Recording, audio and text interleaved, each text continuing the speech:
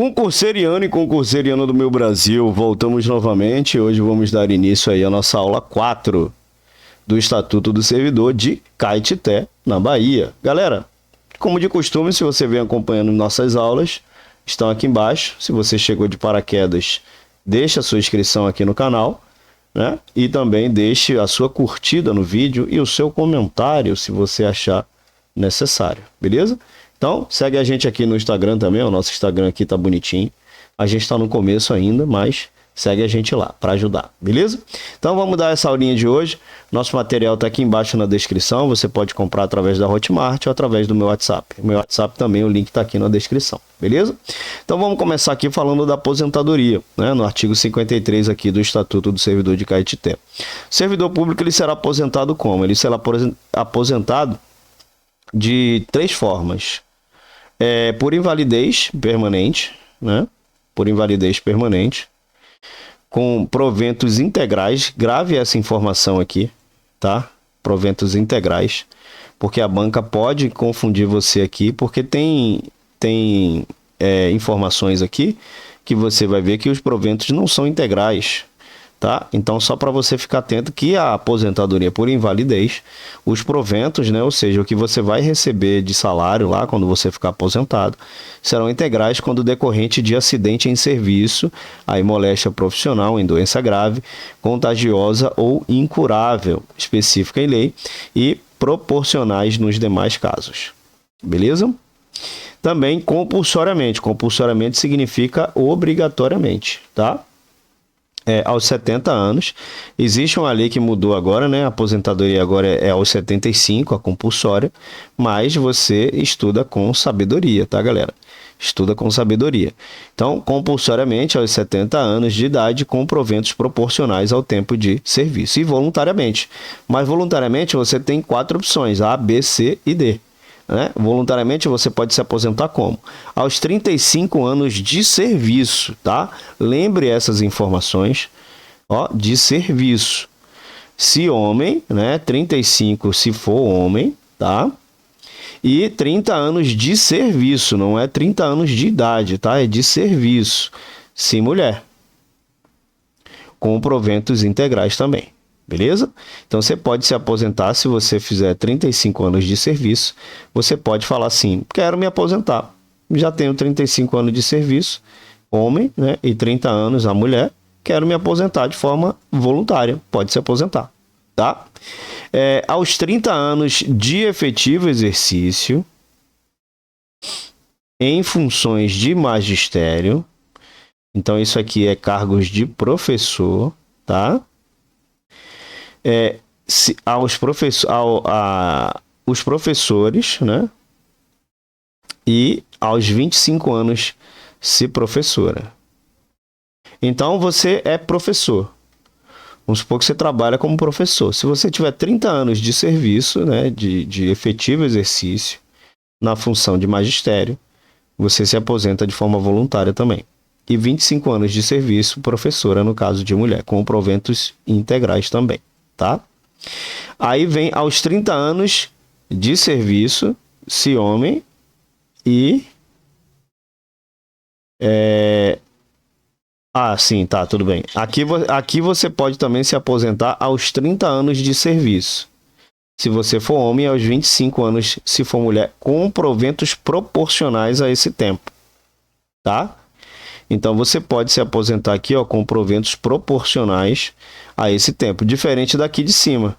Aqui em cima é 35 anos de serviço, só que você recebe seus proventos integrais. E aqui embaixo é 30 anos de serviço, se homem, e 25 anos de mulher, e aí você vai receber um provento proporcional a esse tempo, tá? Então, fique atento nessas informações, porque a banca vai te pegar aqui nessa parte.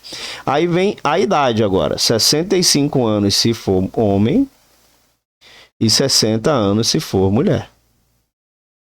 Tá? Com proventos proporcionais ao tempo de serviço. Ok? Você pode se aposentar também aos 65 anos. E aí, de forma compulsória, obrigatória, aos 70 aqui, de acordo com o estatuto, né? Beleza. Aí a gente vai dar uma pulada aqui, a gente vai dar uma adiantada, porque essas informações aqui geralmente não caem em prova, né? E aí a gente vai para disposições gerais, que é a parte das vantagens. As vantagens, além do vencimento, além do seu salário e da remuneração, você tem, poderão ser pagas ao funcionário as seguintes vantagens. Aí tem ajuda de custo, tem as diárias, a gratificação e adicionais, e tem o abono família, que é o salário família, né? Só que esse estatuto aqui está mais antigo. Então vamos falar aqui do primeiro, ajuda de custo. Se você descer um pouco aqui, ó, você vai ver aqui no artigo 56.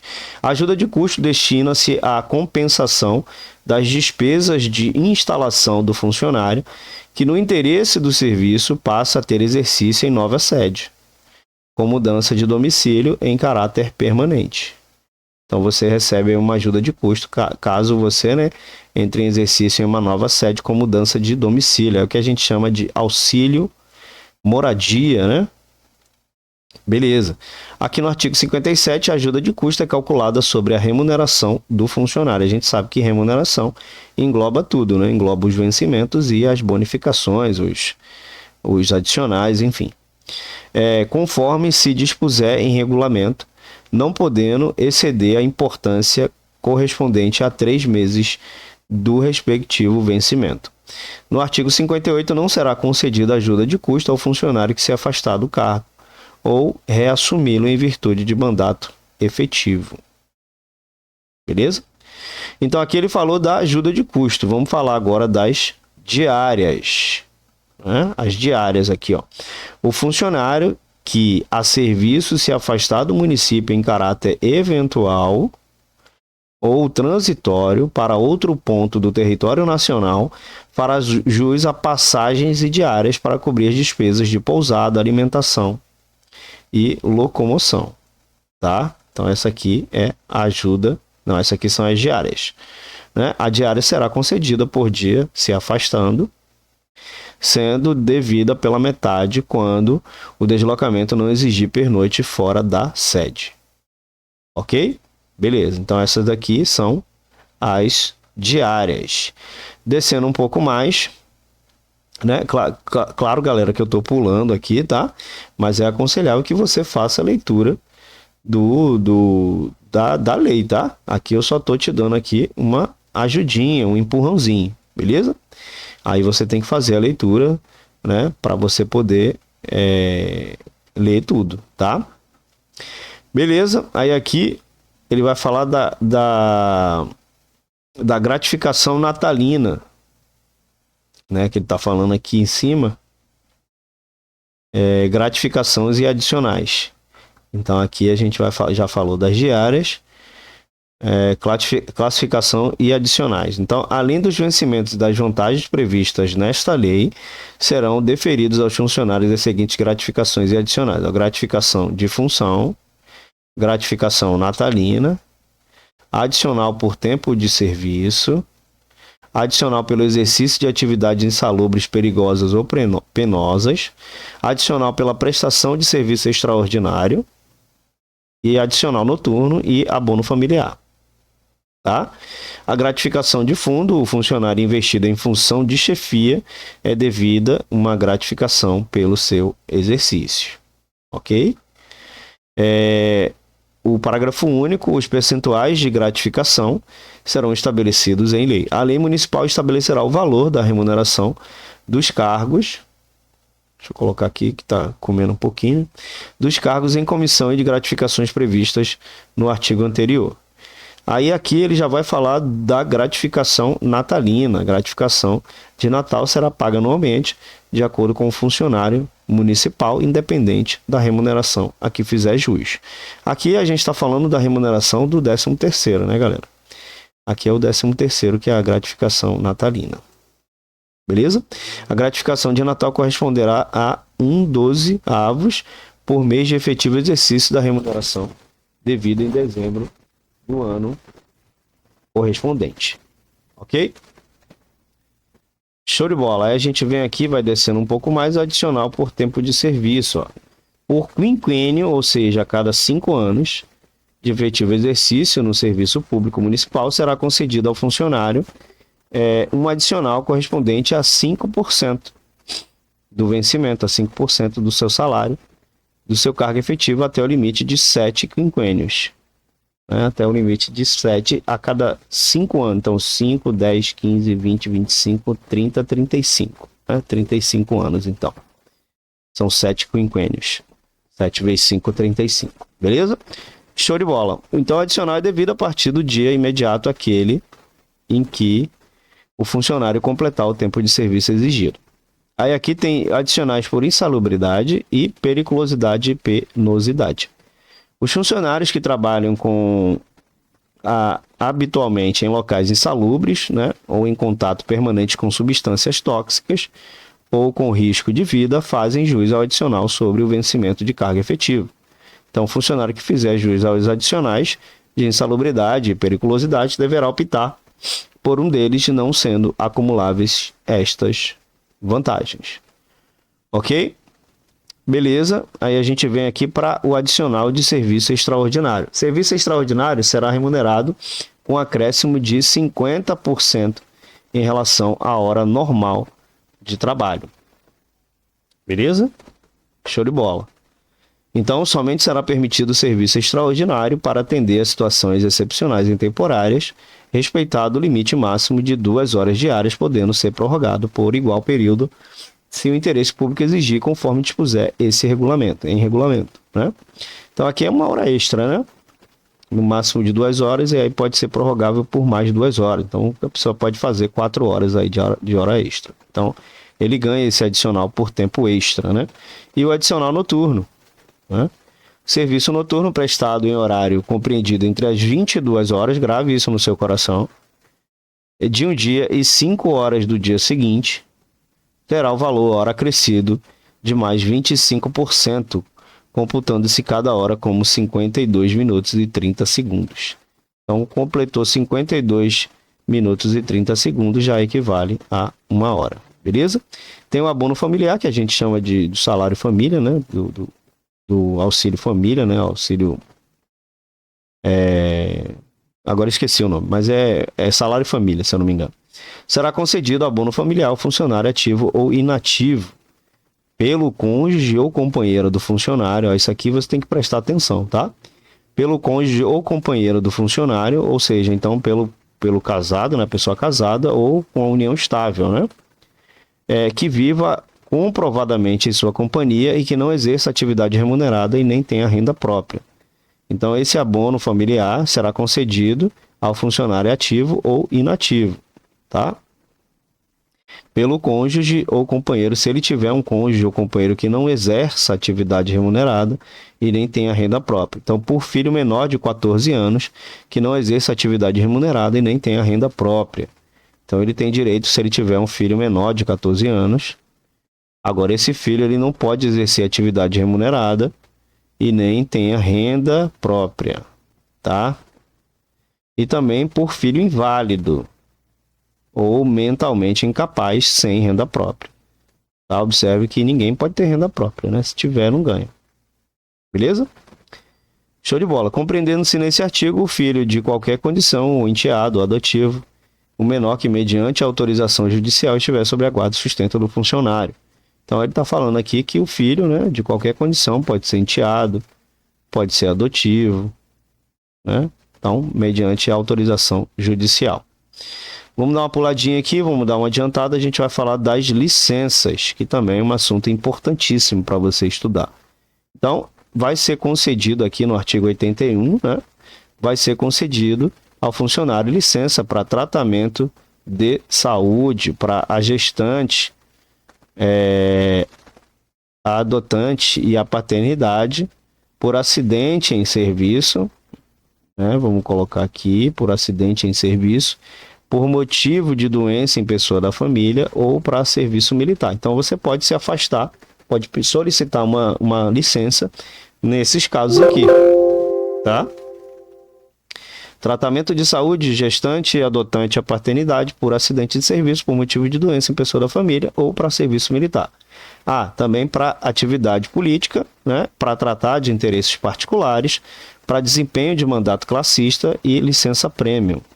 Então a gente vai falar de cada uma aqui.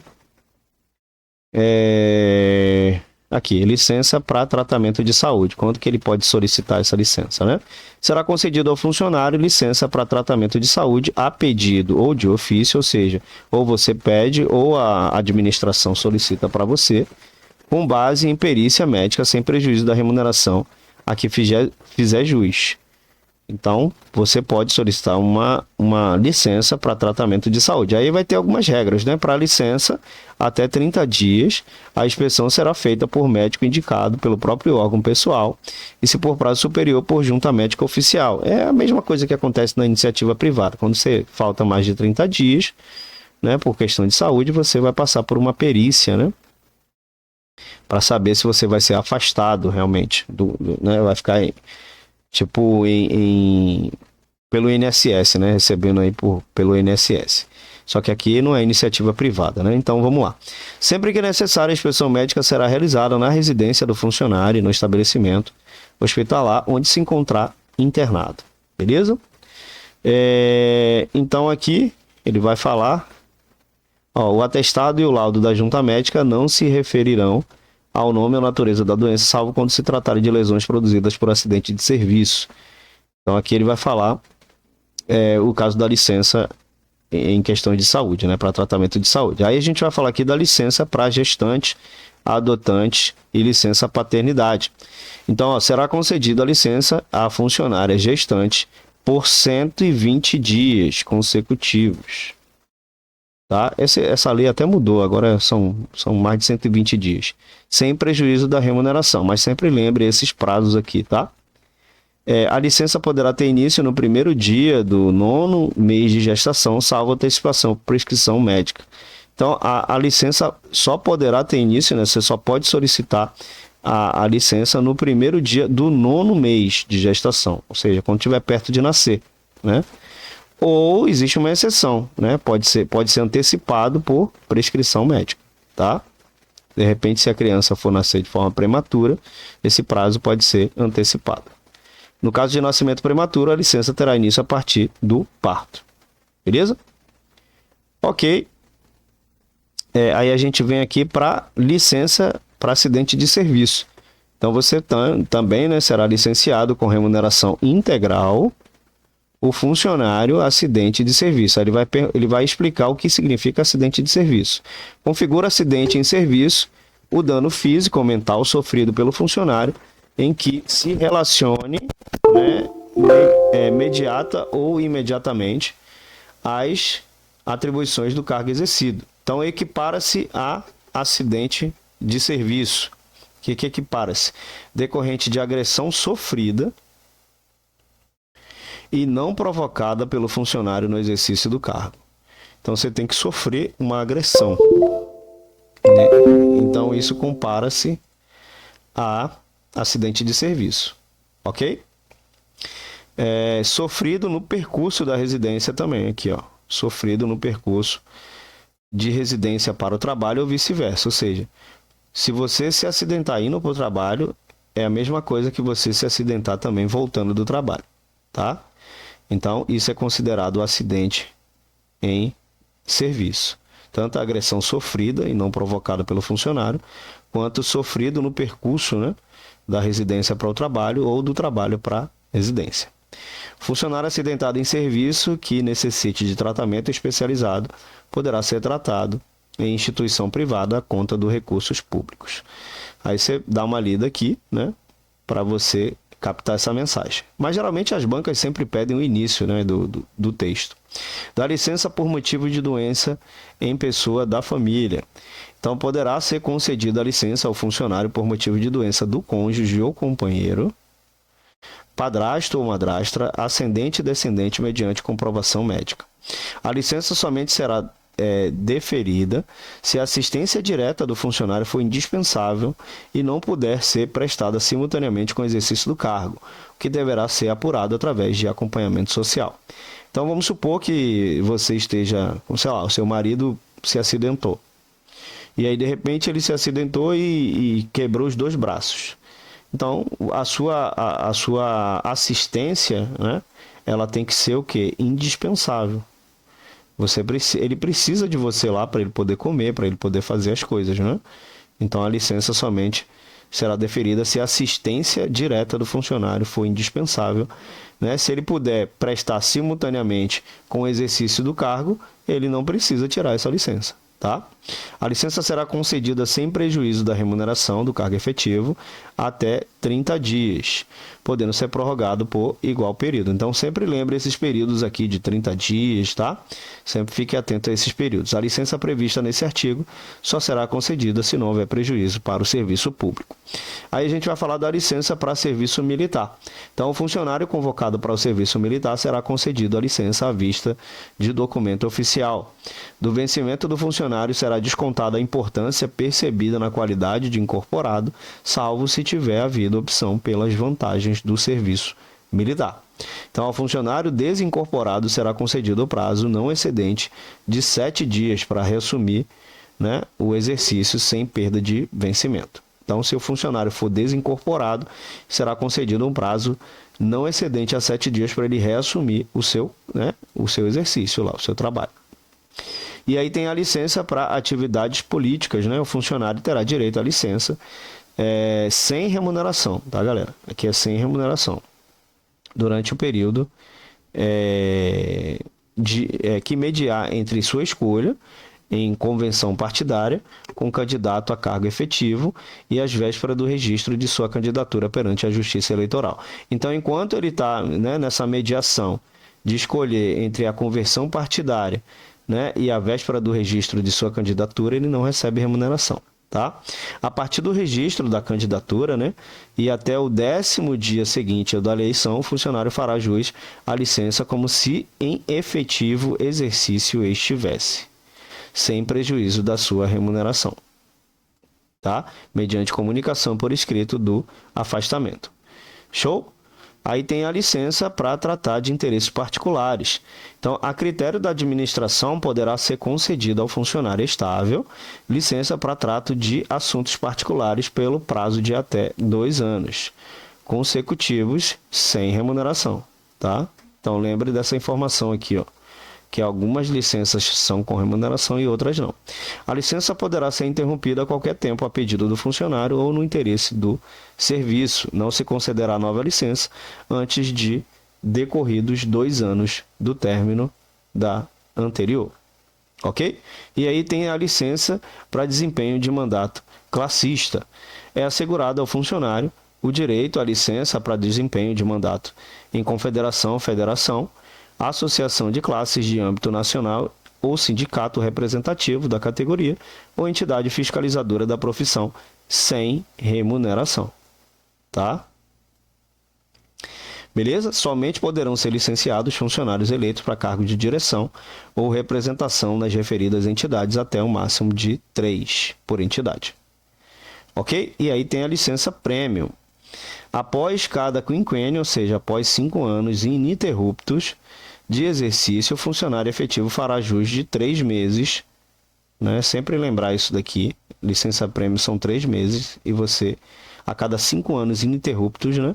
Ou seja, se você levar uma suspensão nesses 5 anos, já não ganha mais a licença prêmio. Você tem direito a 3 meses de licença com a remuneração de cargo efetivo. Ok? É facultado ao funcionário, ele pode escolher fracionar a licença que trata esse artigo em até 3 parcelas. Tá?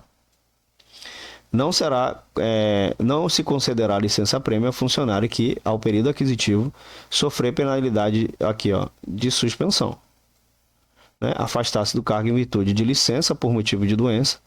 Então, se você se afastar, você não vai ser ininterrupto mais, né? Vai ser interrompido aqui pelo motivo de doença em pessoa da família sem remuneração. Licença para tratar de interesses particulares, se você tirar também você não tem direito. E condenação à pena privativa de liberdade por sentença definitiva. Claro, né? Se você for preso, não tem como você nem trabalhar, quem dirá tirar a licença prêmio, né? E desempenho de mandato classista. Ok? Show! E aí a gente vai falar aqui das férias, né? Vamos falar aqui um pouco das férias. Então, o funcionário gozará obrigatoriamente 30 dias consecutivos de férias por ano concedidas de acordo com a escala organizada pela chefia imediata. A escala de férias poderá ser alterada por autoridade superior, ouvido o chefe imediato do funcionário. No parágrafo 2, as férias serão reduzidas a 20 dias quando o funcionário contar, no período aquisitivo, com mais de 9 faltas não justificadas ao trabalho. Então, se você tirar, né, se você faltar 9 vezes, suas férias será reduzida a 20 dias, tá? Então, fica atento também a essas informações. Somente depois de 12 meses de exercício, o funcionário terá direito a férias. Então, você só consegue tirar férias depois de 12, né, de um ano trabalhando. Claro, todo lugar é assim, né? Beleza. Aí aqui a gente dá uma adiantada né? E a gente vai falar das concessões, tá? Aqui nas concessões, sem qualquer prejuízo, poderá o funcionário ausentar-se do serviço por um dia para doação de sangue, tá? Por 2 dias para se alistar como eleitor e por 7 dias consecutivos em razão de quê? De casamento. São 7 dias, tá, galera? E falecimento do cônjuge, companheiro, pais, madrastas ou padrastos, filhos, enteados, menor sob guarda ou tutela e irmão, tá? Então, poderá aqui no artigo 114, poderá ser concedido horário especial ao funcionário e estudante, quando comprovada a incompatibilidade entre o horário escolar e a repartição, sem prejuízo do exercício do cargo. Ok? Beleza? Então, a gente fica por aqui hoje, tá? Essa aulinha aí é só para ajudar vocês. É uma aula completamente gratuita, tá? E é só para ajudar vocês aí na hora da prova. Muito provavelmente o que eu falei aqui, alguma coisa do que eu falei, vai cair na sua prova, tá? E aí a gente, se vocês gostarem dessa aula, se vocês quiserem que eu continue essas aulas, por favor, deixe o comentário aqui embaixo para eu saber, né, que vocês estão gostando da aula, para saber como é que tá o feedback de vocês aí, beleza? Então, não esquece de seguir a gente aqui no Instagram. Também deixa a curtida no vídeo, deixa o comentário, que o comentário também ajuda na divulgação do vídeo, ajuda no engajamento, essa informação chega para mais pessoas e você acaba ajudando mais pessoas, tá? Porque você só consegue alguma coisa na vida se você pensar primeiro em ajudar o próximo, e aí as coisas vêm de forma natural, beleza? Então, tamo junto nessa jornada, espero que vocês tenham gostado dessa aula, aquele abraço e tchau!